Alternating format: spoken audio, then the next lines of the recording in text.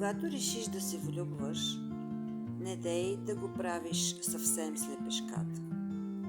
Дръж все пак очите си отворени. Знам, че по-голямата част от нас, жените, сме си романтички по природа и когато някой мъж е накарал сърцето ти да трепне, започваш да рисуваш в главата си едни такива красиви картини на бъдещето си с него, че чак свята ти се завие. Чак вече знаеш колко деца искаш да имате и даже и имената на децата знаеш. И колко ще си щастлива с него знаеш, и колко ще е мил, щедър, кавалер, отговорен и предан. Нали?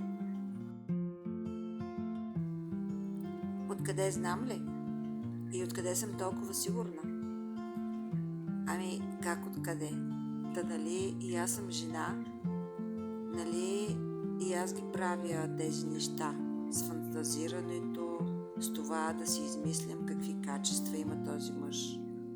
По-точно да му придавам качества, които дори той самия може и да не знае, че съществуват. Шегата на страна, мили дами. Сериозно е и е важно. За всички нас, представителките на така наречената по-красива част от човечеството. И като споменах красота, красотата е състояние, а не с колко гриби си се маскирала.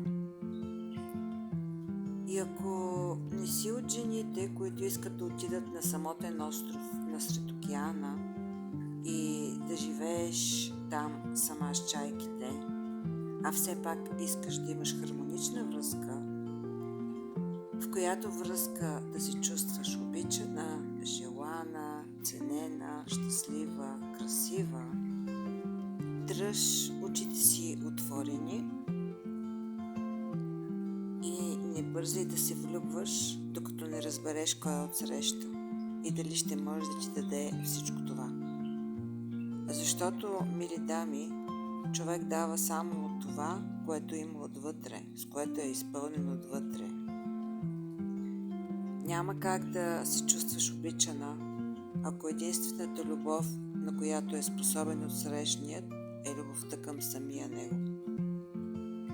Изхвърлете розовите очила. Не ви трябват, особено в началото.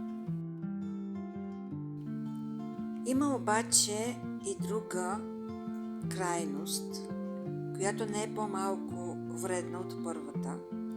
Това е, когато започнеш да подозираш, че този почти напълно непознат за теб мъж притежава всички онези негативни качества, които е имал някой друг, достатъчно важен за теб мъж от твоето минало.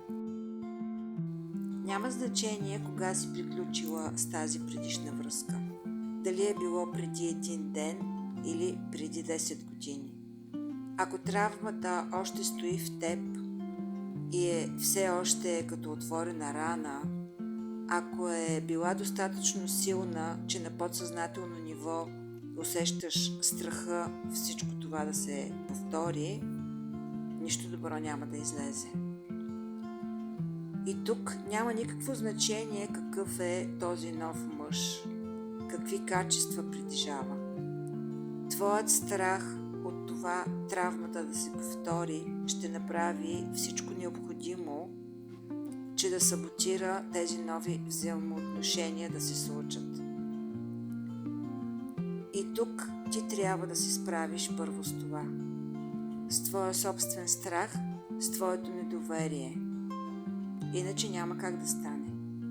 Клише е, но наистина няма как да започнеш да пишеш новата страница от живота си, ако преди това не си приключила с писането на предишната.